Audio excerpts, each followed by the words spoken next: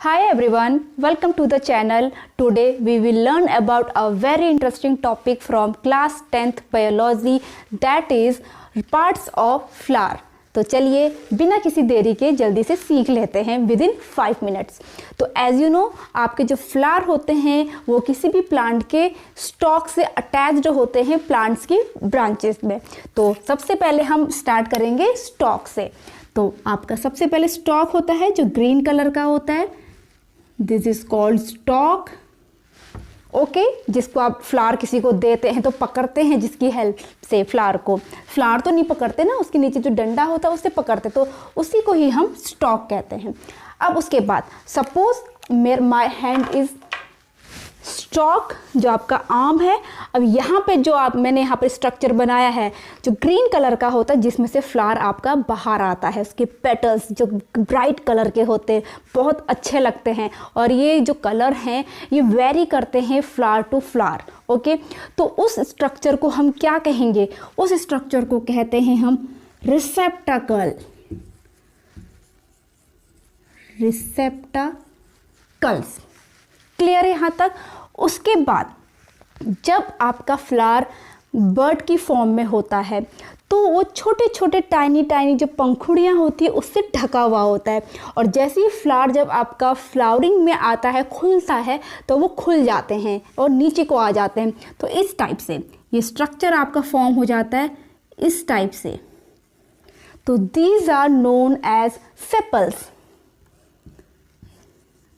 Sepals इन्हें कहेंगे, as well as ये ग्रीन कलर के होते हैं एंड प्रोटेक्शन प्रोवाइड कराते हैं at the stage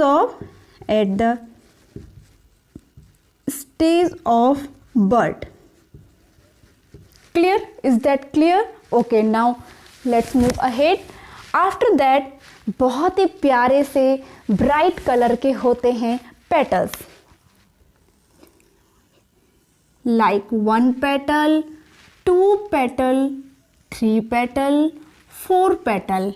I have made 4 petal, but 4 petals सब फ्लावर में नहीं होते हैं, वो अलग अलग होते हैं, but I have drawn 4 petals.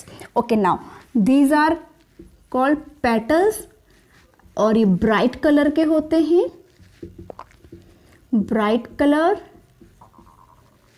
और क्वेश्चन इज दैट ये ब्राइट कलर के क्यों होते हैं?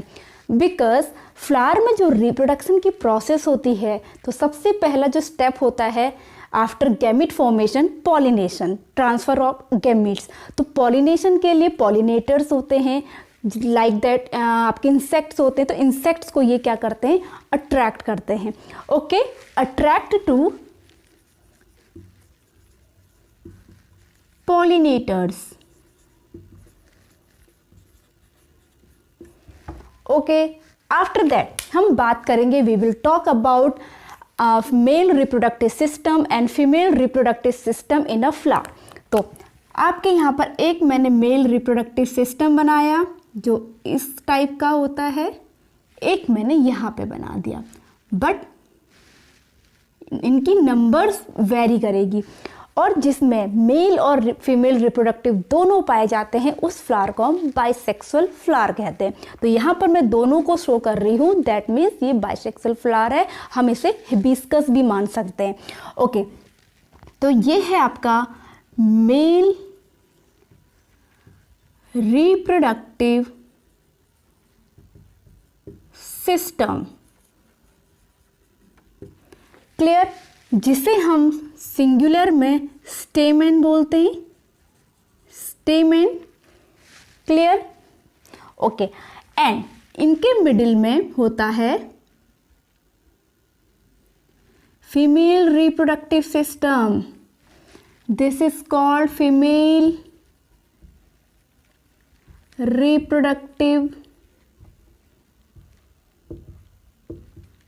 System, also called carpel and pistil.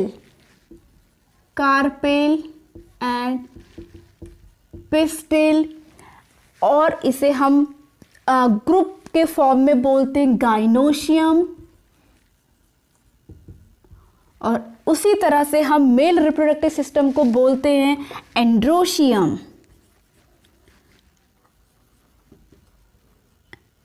I hope this is clear to all of you. Now we will talk about male reproductive system, that is stamen, and female reproductive system, that is carpel or pistil in a short form. So there are two parts of male reproductive system. ऊपर वाला part कहलाता है anther, in which pollens are formed, in which pollens are formed. Clear? After that, जो cylinder part आपको दिखाई दे रहा है, जो अटैच जो होता है, this is known as filament. Filament. Clear? Like that बात करेंगे में फीमेल रिप्रोडक्टिव सिस्टम की।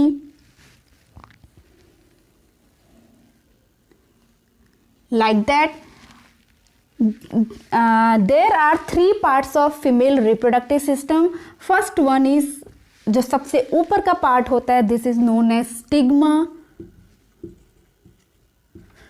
बीच का सिलेंडर पार्ट स्टाइल, एंड सबसे लोवेस्ट पार्ट आपका ओवरी.